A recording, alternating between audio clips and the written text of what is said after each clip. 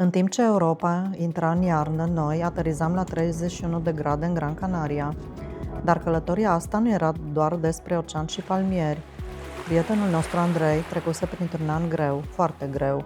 Și poate, tocmai de asta, s-a bucurat aici de fiecare lucru simplu, ca un copil care descoperă lumea pentru prima dată.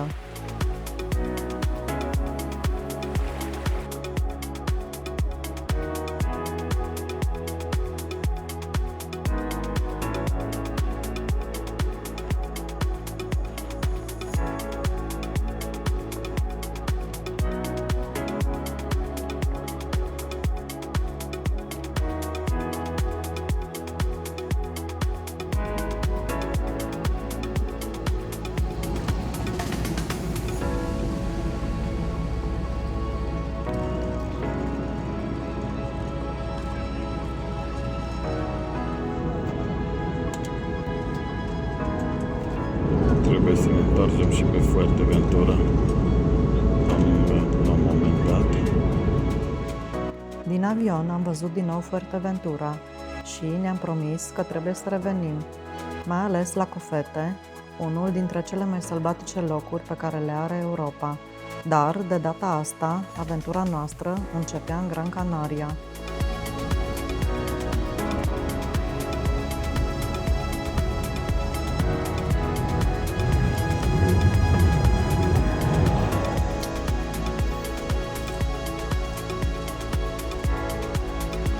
Gran Canaria nu încearcă să impresioneze imediat. Te lasă întâi să o simți. Am început simplu, o piață locală în Telde, dulciuri, brânzeturi, marmelade de cafea și oameni care încă au timp să stea de vorbă.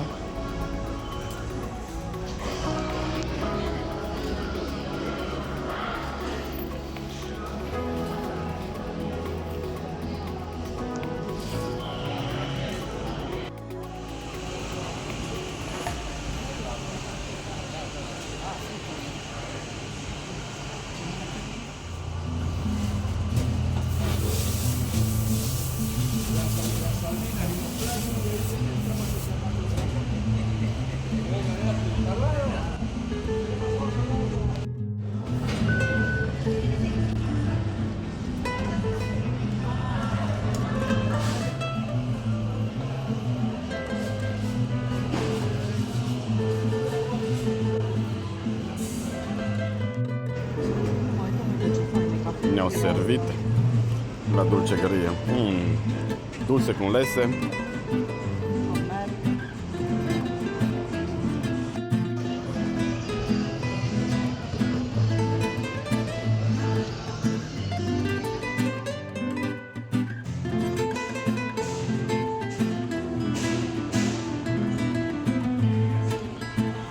Asta îți place, Andrei?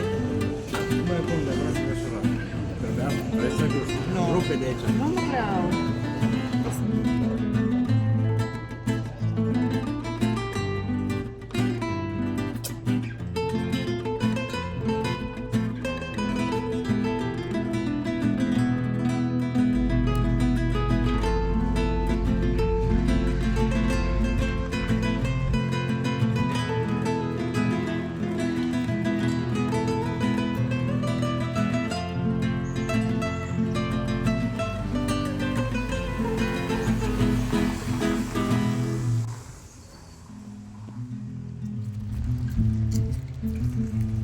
Palmeritas. Am mâncat la casă și la aia pe care am găsit de alea. Hai mă, mai mic, unde-ți Apoi am ajuns la Las Canteras, 31 de grade, final de noiembrie, iar localnicii și turiștii ieșiseră din nou la plajă, ca și cum vara nu plecase niciodată. Dar vremea din Canare are propriul ei caracter. Las Canteras. Sí, mi amor.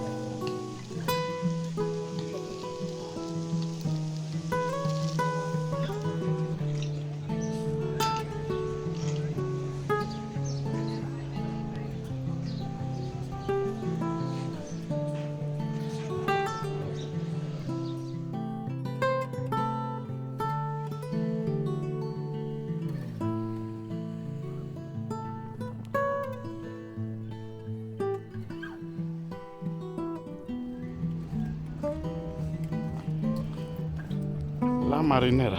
Aici mi-au recomandat localnicii.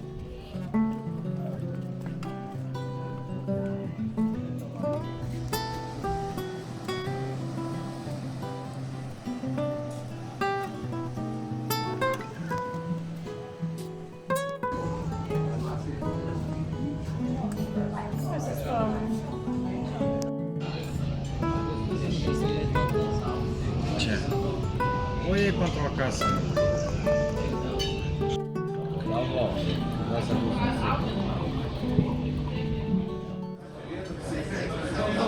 Andrei și-a luat caracatiță. Am cerut pe plită fripte, dar nu cred că le-a nimerit. Astea-s marinate, nu este așa.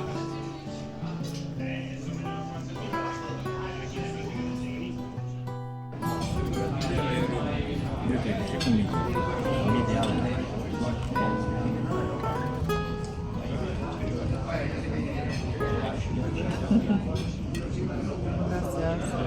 Muy bien.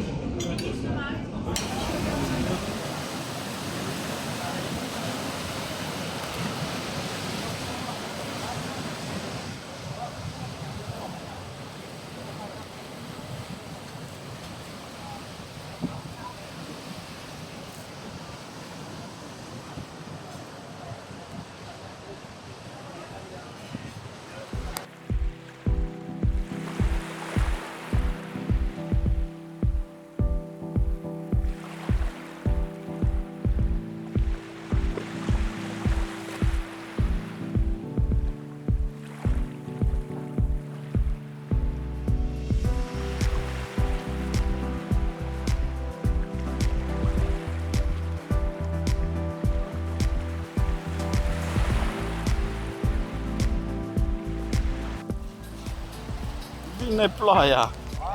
Vine în pare.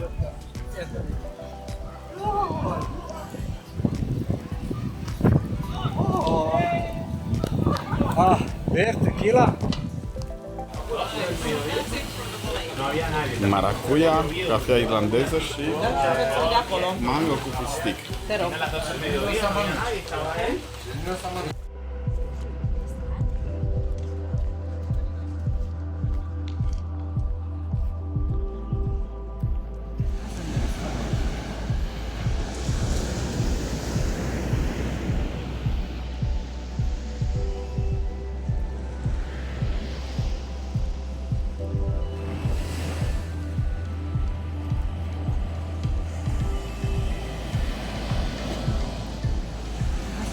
În Gran Canaria vremea se schimbă repede. Cu 10 minute înainte lumea fugea de ploaie, iar acum oceanul este din nou al nostru.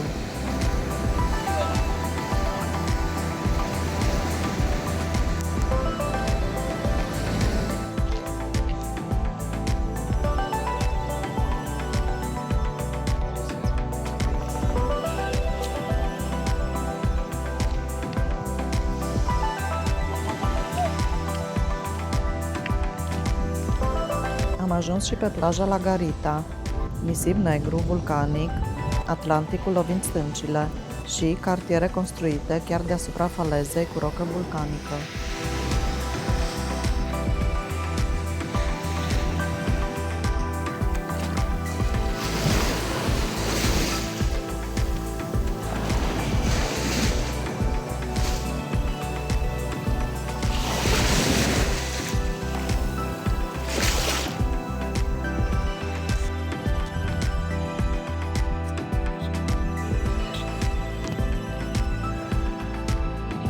După masa, în ziua următoare, am ajuns în partea veche din Las Palmas. Vroiam să mai și vizităm câte ceva. Pe străzile astea a trecut și Columb, înainte să plece spre America. Mi-a plăcut imediat atmosfera de aici, piețe pline, terase gălăgioase, clădiri vechi bine păstrate și spaniolii care par să aibă mereu timp de o poveste.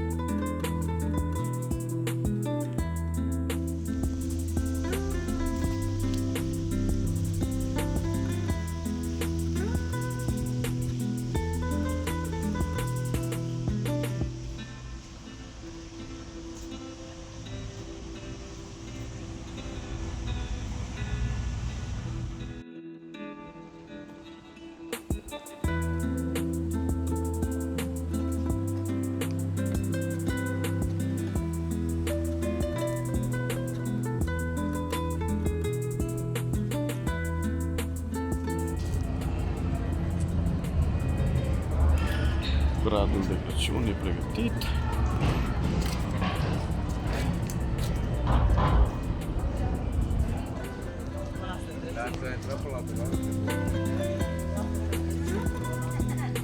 Orașul ăsta nu încearcă să te impresioneze. Este genul de loc unde poți să bei o cafea și să pierzi noțiunea timpului fără să-ți pară rău. Poate asta ne place cel mai mult în Spania. Oamenii încă își fac timp să trăiască. Dar dimineața următoare, muntele ne-a arătat altă față a insulei.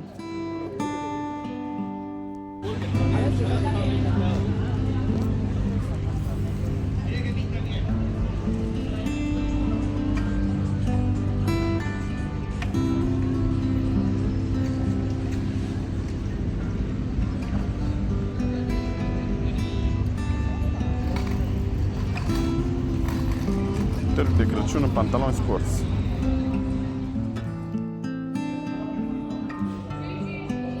Balcoanele tipice din Canaria și ușile foarte frumoase.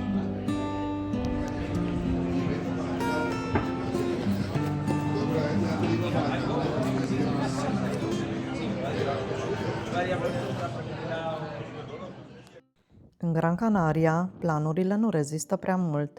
Am vrut să urcăm pe munte, dar sus nu se vedea nimic, doar nori și o ceață densă, așa că ne-am întors și am descoperit altceva. Un canion verde ascuns între sate, cu trestii uriașe și cascade. Genul de loc peste care ai trece ușor, dacă ai alege doar obiectivele turistice clasice. Și abia atunci începeam să înțelegem cât de complexă e insula asta.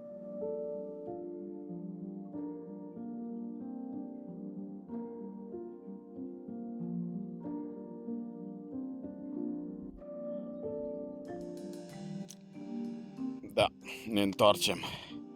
Azi nu e vreme de urcat pe munte, ne-au confirmat și niște olandezi. Doar ceață, Iisus.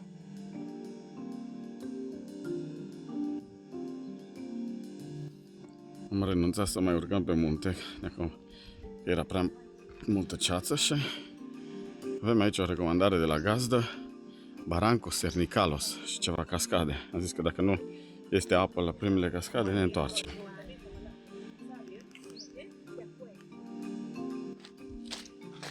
Facem o drumeție prin cheile Cernicalos, între cactuși. Am echipat corespunzător. Flori interesante aici în canale.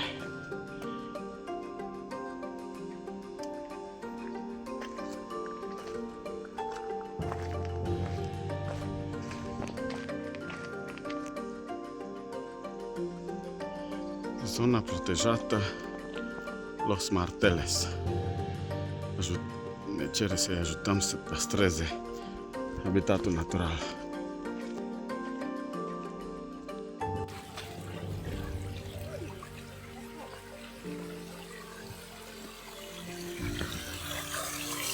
Canalele de aducțiune a apei.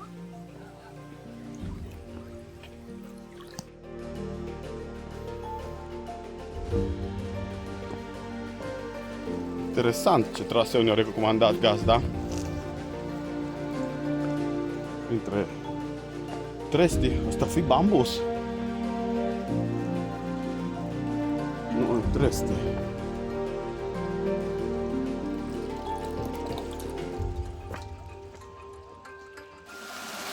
Inițial, cheile erau seci, ne gândeam că nu o să găsim apă.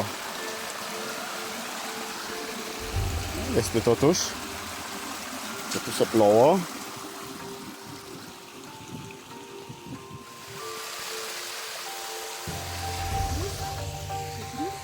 No? Apa é muito fácil de usar. Isso aqui, bahaya. Cascadita și tunelul de trestie.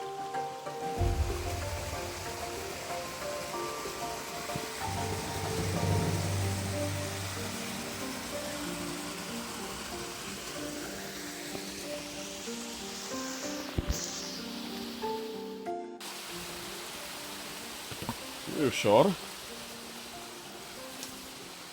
Că țărăm pe aici cu trestii, pe pietre.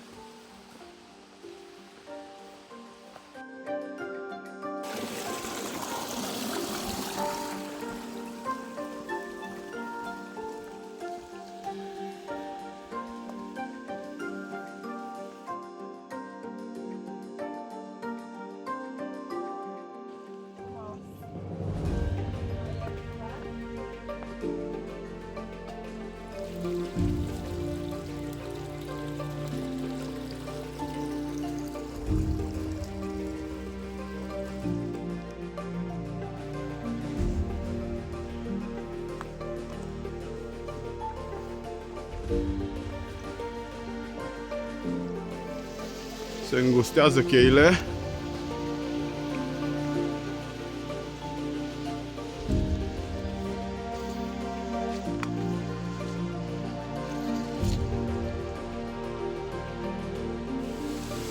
Am ajuns.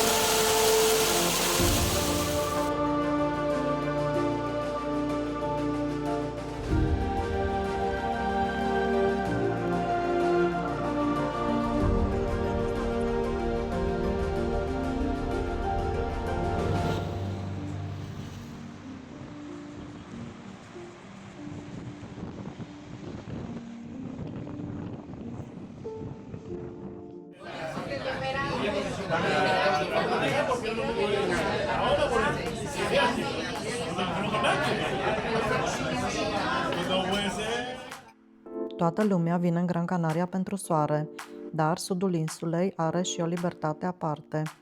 La Maspalomas, dunele par scoase din alt continent, iar câțiva pași mai departe, în zona nudistă, fiecare își vede liniștit de viață și de paharul său de bere, fără spectacol, fără explicații, fără să pară ceva ieșit din comun. Doar oameni care se bucură de ocean și vacanță, fiecare în felul lor. Am ajuns și în Maspalomas, doar 27 de grade, 26 soare, 22 noiembrie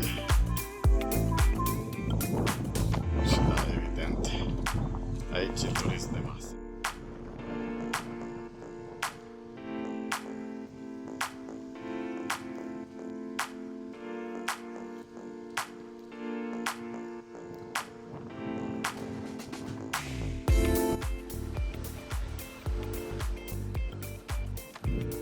Renumitele dune din Maspalomas.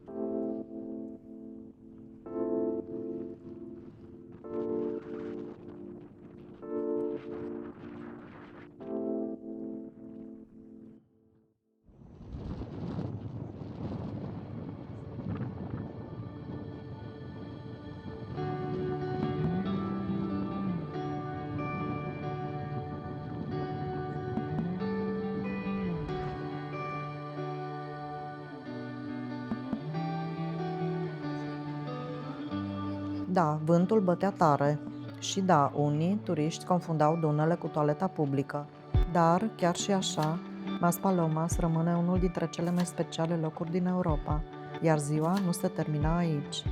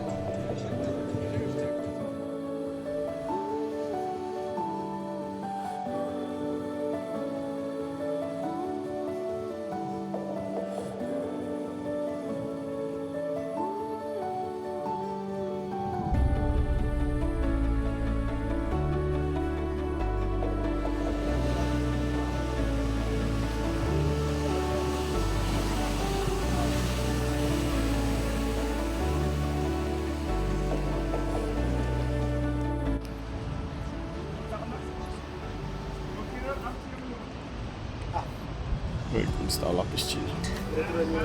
Să vii până la malul mării și să stai la piscină. Noi nu înțelegem asta.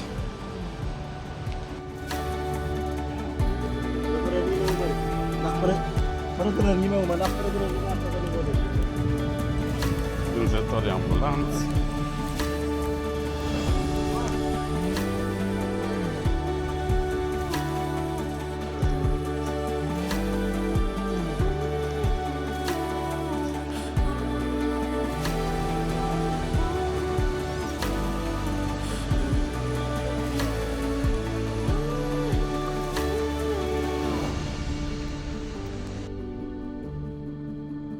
Seara, Gran Canaria se așează puțin.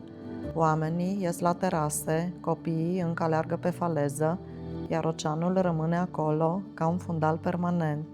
Poate asta ne-a plăcut cel mai mult aici.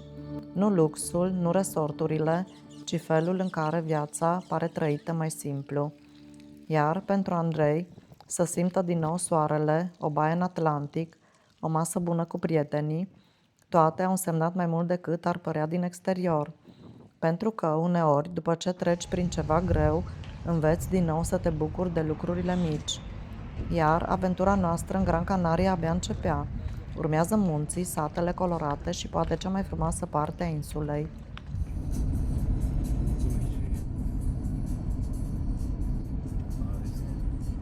Intră în sensul giratoriu și părăsește-l la prima ieșire. No.